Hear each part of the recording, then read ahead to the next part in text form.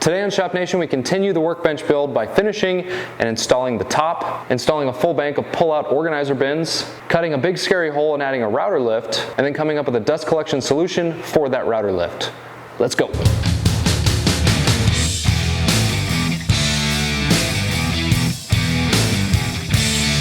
What's up you guys, I'm Travis, this is Shop Nation, and we're going to jump right into part 2 of the workbench build that we started in part 1, which was the previous video. So if you haven't checked that out, go do that. Or if you like to live dangerously, just start now.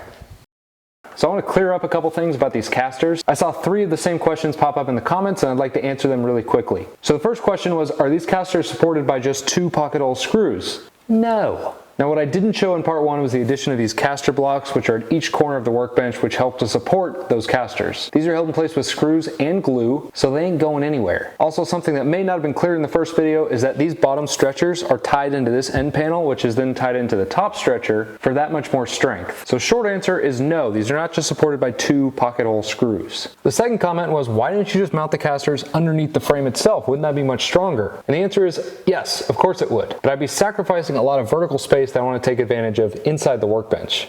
And lastly, number 3, a lot of people thought these casters were cool, but some were commenting that those look hard to adjust when you're engaging and disengaging. And the short answer is, yeah, it's harder than like a locking caster. But for me personally, I don't really plan on moving this bench. And one of the biggest benefits of casters like this is they are much more stable than something like a locking caster. Hope that helps. Alright, so in part 1 we left off by dragging this 3/4 inch sheet of MDF up on top of the workbench frame. Obviously I have more plans than just laying a sheet on top of a frame, so the first thing that we're going to do is create this lamination that's going to eventually be the top itself. The lamination consists of a sheet of 3/4 inch MDF bonded to a 1/2 inch sheet of plywood, which not only makes the top very stiff, but also preserves strength after we eventually route out channels for things like T-track later.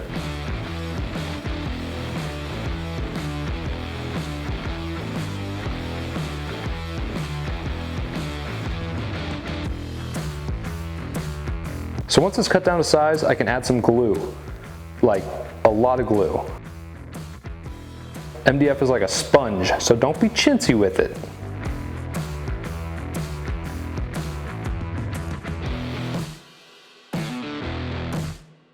Now instead of clamps and sitting every conceivable heavy object I own on top of this thing while it dries, I'm just going to use screws as clamps. A wide panhead screw works perfect here. Just make sure it obviously doesn't go all the way through.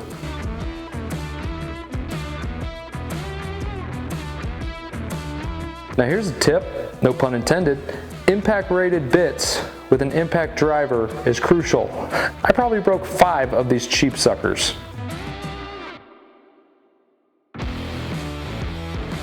All of these screws will be removed later.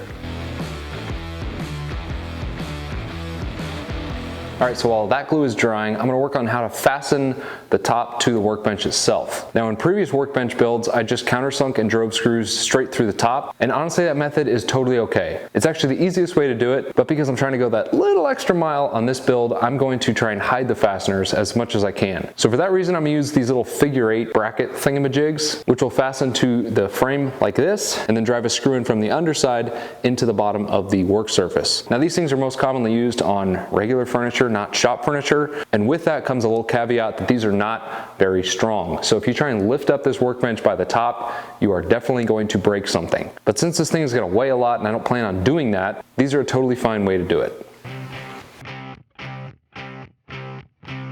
You just need to go down deep enough here so they sit flush with the top of the frame. I ended up putting 5 on each side of the bench. So with it being really cold outside, the top is still drying, that glue is not quite set up yet, so I'm going to go ahead and get started on the different parts of the workbench. This is one of the good things about this design is that you don't really have to do it in order per se, and you can customize it however you want. So I need to cut a bunch of parts in 1/2 inch and 3/4 inch plywood, and since I don't have my table saw yet, I'm going to do it all with the Kreg track saw on top of my drying workbench. So I went ahead and used my compact workbench with the Kreg ACS, which is super handy for one-offs like this, especially if you don't have a table saw yet.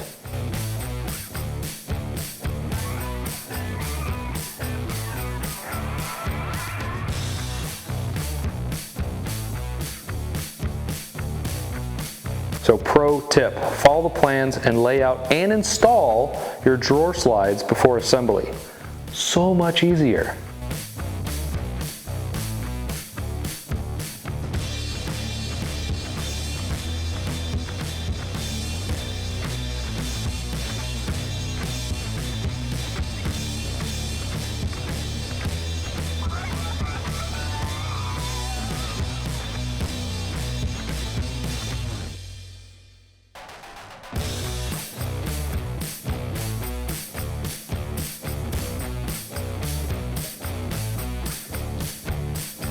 As we start to assemble the organizer bin insert, I'm using brad nails to keep it shape before eventually adding screws.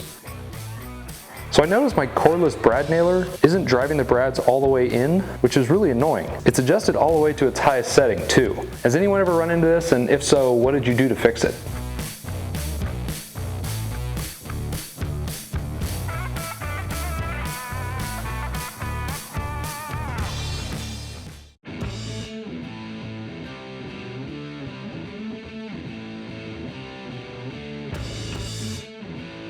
Okay, let's play a little game, and we see who can spot what I have wrong here. Do you see it yet? Because I sure as hell didn't see it at this point.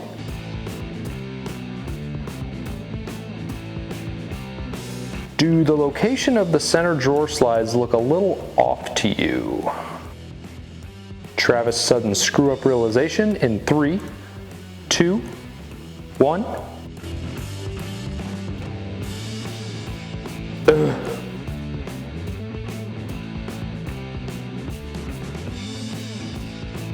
Thank God I only put one screw in and the glue hadn't set up yet. It's so easy to make a mistake like that, especially when you're in the zone.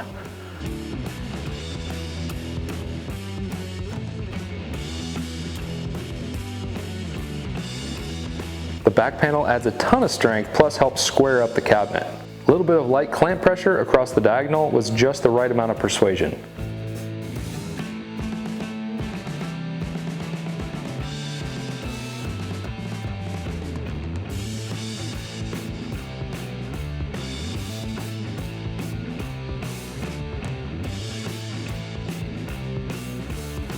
Okay, so with the organizer insert cabinet set in place, it can actually be secured to the workbench via some screws down into the frame, but I'm actually going to hold off on doing that for right now. In the meantime, I'm going to finish up the top, which has now had 48 hours to dry. Turns out that Midwestern winter days in an unheated garage tends to make glue not dry very fast, which means I'm going to have to heat it at some point. So all that's left to do is remove the screws that were temporarily clamping the two pieces in place while the glue dried, and then I'm going to use a hardwood trim around these edges just so you don't see this exposed side of the plywood and the MDF. Plus it should add a lot of strength so that as I bump into it, I'm not going to ruin it. Now you can use whatever wood you want here. I would recommend a hardwood. I'm going to use maple, and that's because I like bacon. And speaking of delicious breakfast foods, let's talk about Skillshare, the sponsor of today's video. You see, in a similar way that culinary artists can hone their craft with practice and training, you too can level up your abilities with a platform like Skillshare. Skillshare is an online learning community for creative people with thousands of classes on topics like photography, which can be applied to bacon, or cooking, bacon, and even sketching.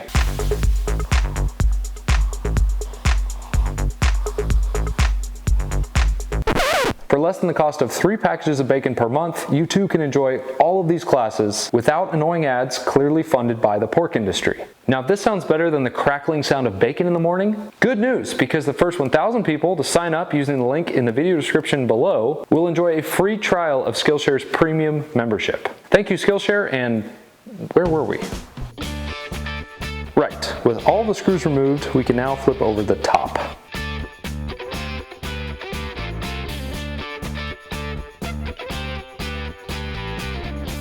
Now don't feel like you need to miter these joints here. A simple butt joint works perfectly fine too.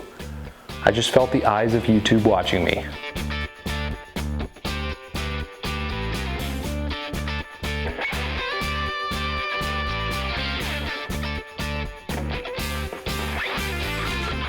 Interestingly enough, this hardwood is hard. The brad nails wouldn't even go all the way in, even with a hammer. So I ended up removing as much as I could, and then pre-drilling and using finish screws instead.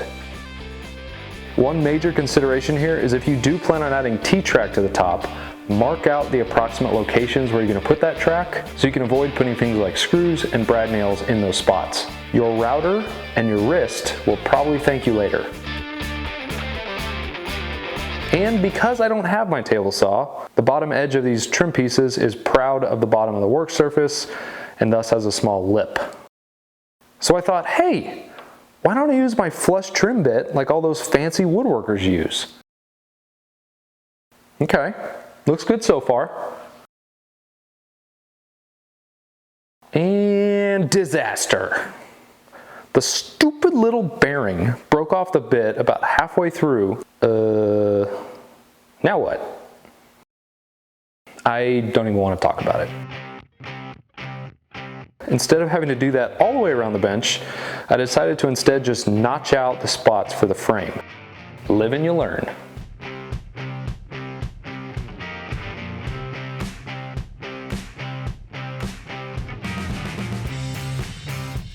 Then it's just attaching the screws from underneath into those hidden fasteners. The little guy, rightly so, thought that I needed maybe a little bit of help.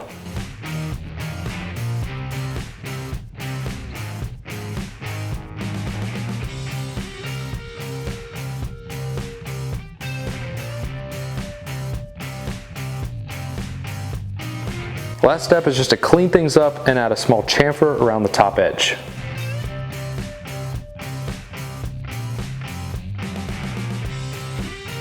Okay, so with all the top issues out of the way, the top sanded, the edges chamfered, it looking real nice, I'm gonna cut a big hole in it because at this point I'm gonna mount my router lift into the table itself. Oh boy. I mean, at least nothing has gone wrong up to this point, so got that going for me. For my build, I'm gonna use this Kreg Precision Router Lift. There's obviously a bunch of options out there, but in my opinion, the Kreg is probably the best bang for the buck. So depending on whatever lift you're using, that is obviously the instructions you wanna follow when it comes to mounting in the surface itself. Once we get the lift set in place, we're then gonna build the dust collection box that mounts underneath.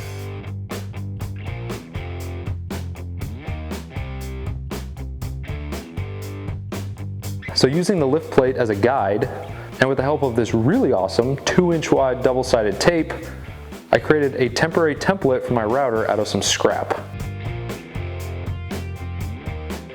I ended up adding another layer of 1/2-inch scraps to lift the router up so I can make the right adjustments. Cutting MDF is nasty. Pretend it's full of COVID and wear a mask. My handheld dust collection didn't exactly work very well.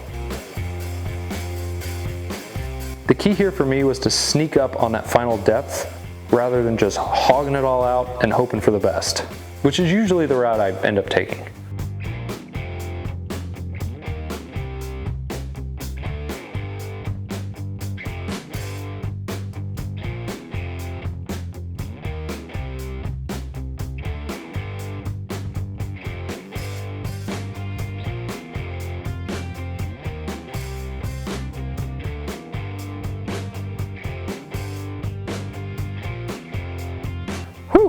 Thank God that's over.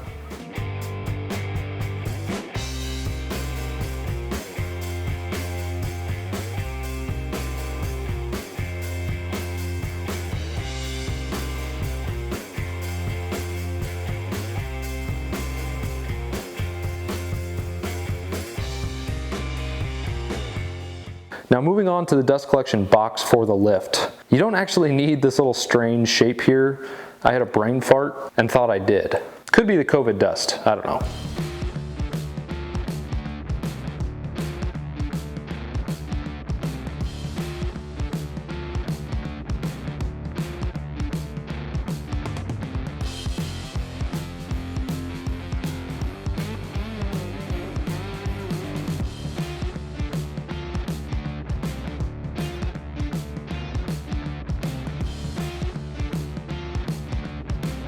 Now making a front access door that I'll attach with some small magnets.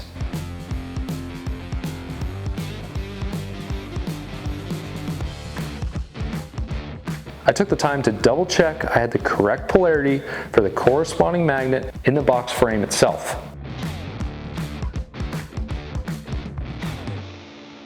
And don't you just love it when a plan comes to get Son of a bitch. Luckily, once again, the glue wasn't fully set and I could flip the magnet to the correct side. So here I'm attaching a flange to the top of the box to help with mounting.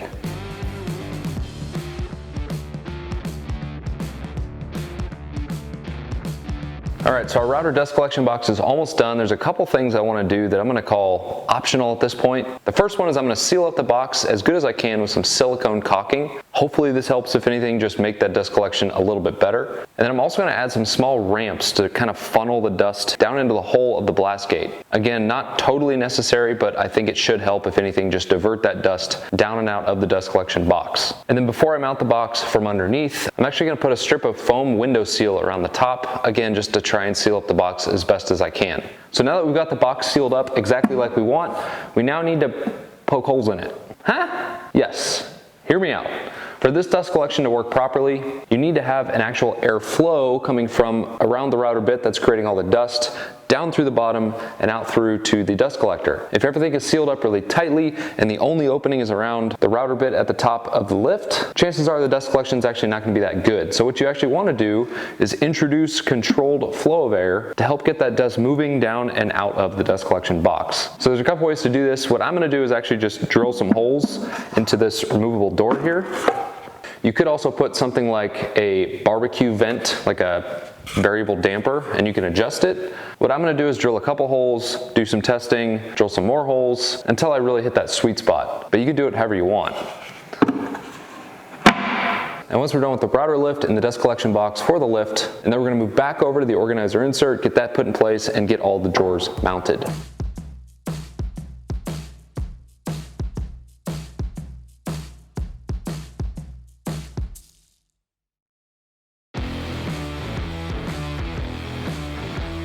I'll tell you what would have been really great if I followed my own plans and cut this hole before mounting it underneath the workbench. This will accept a 2-inch desk grommet so the router power cord can feed through it. And here's this handy T-rule once again helping me quickly lay out these drawer slide center lines.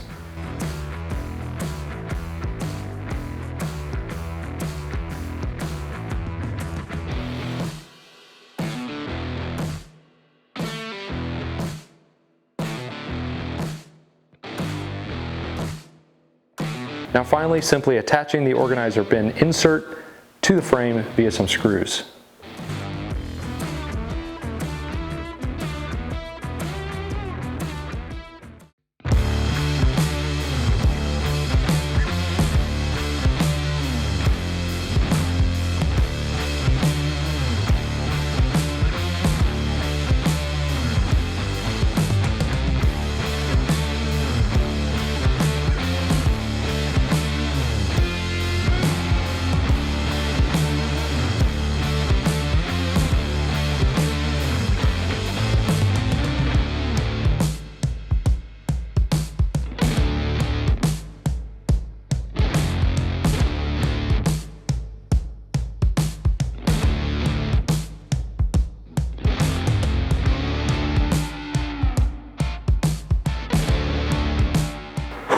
And with that, we've reached the stopping point for part 2 of the workbench build. It's always fun seeing things come together, especially when you've planned it out for so long. But on top of that, now I've got actual useful stuff going into the workbench, so I don't have to have my organizers on the floor anymore, and now I can use the router table. Thank you guys so much for watching. I hope you're enjoying this build so far. We're at about the halfway point, so make sure you're subscribed so you're notified when the new episodes come out. In the next episode, we're going to build out some more of the inserts, put in all the electrical and dust collection, which should be pretty awesome. I would love to hear your thoughts and comments on how the workbench build is going so far. Maybe you're building your own.